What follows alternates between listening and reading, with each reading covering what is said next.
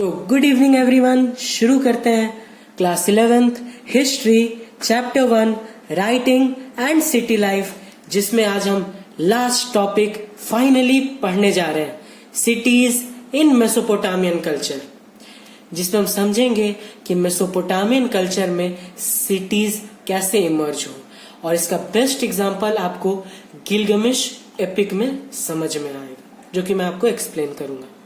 उससे पहले कुछ और भी समझ लेते हैं। मेसोपोटामियंस जो थे वो वैल्यू करते थे सिटी लाइफ को, बहुत वैल्यू करते थे, बहुत रिस्पेक्ट देते थे सिटी लाइफ को, क्योंकि वहां के जिसमें कि क्योंकि नहीं, जिसमें डिफरेंट कल्चर्स के लोग रहते थे।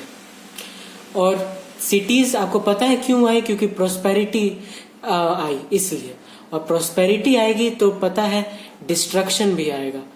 तो जैसी वॉर में वो डिस्ट्रक्शन हुआ, सिटीज तबाह हो गए, तो उनको पोएट्री के फॉर्म में रिकॉल किया गया।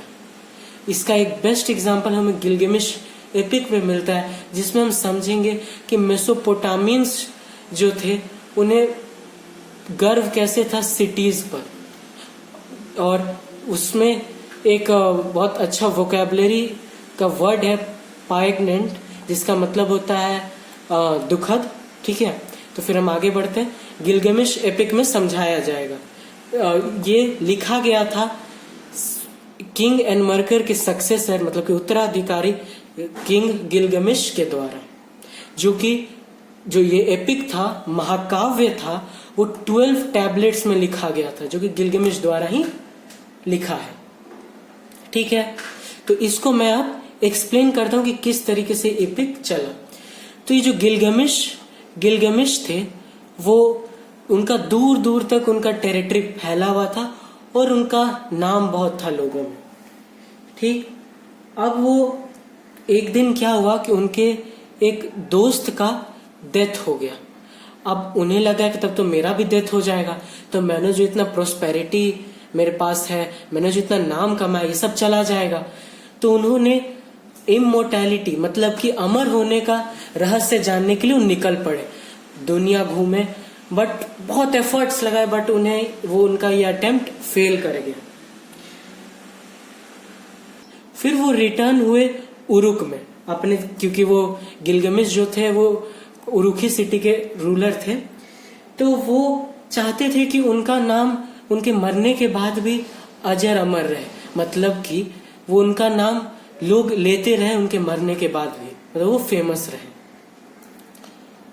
तो वो सिटी, अपने जो उरुक सिटी है, उसके वॉल्स के साइड घूमते घूमते ये संतोष करते हैं कि उनके जो सिटी वॉल्स हैं, उनमें जो उन्होंने फाउंडेशन डाला है बेक्ड ब्रिक्स का, वो उन्होंने ही बनवाया है।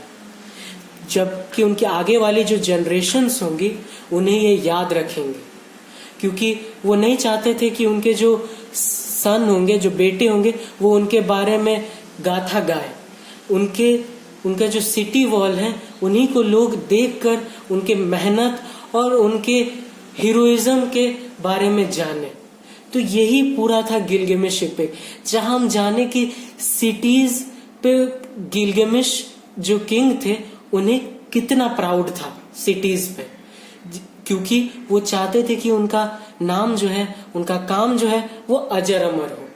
ठीक है, इसी के साथ हमारा जो ये चैप्टर है राइटिंग एंड सिटी लाइफ समाप्त होता है अब, और हमने पूरा बहुत मेहनत से इसे खत्म किया, और एक बार हम इसको रिकॉल कर लेते हैं।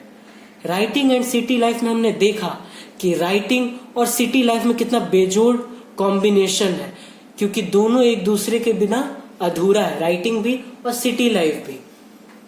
तो इसके बारे में हमने पूरा मेसोपोटामियन सिविलाइजेशन देखा, उसकी राइटिंग की हिस्ट्री देखी, उसका अर्बनिज्म देखा, उसकी लेगेसी देखी, और फिर एट द एंड देखा कि मेसोपोटामियन कल्चर में सिटीज कैसे इमर्ज हुई।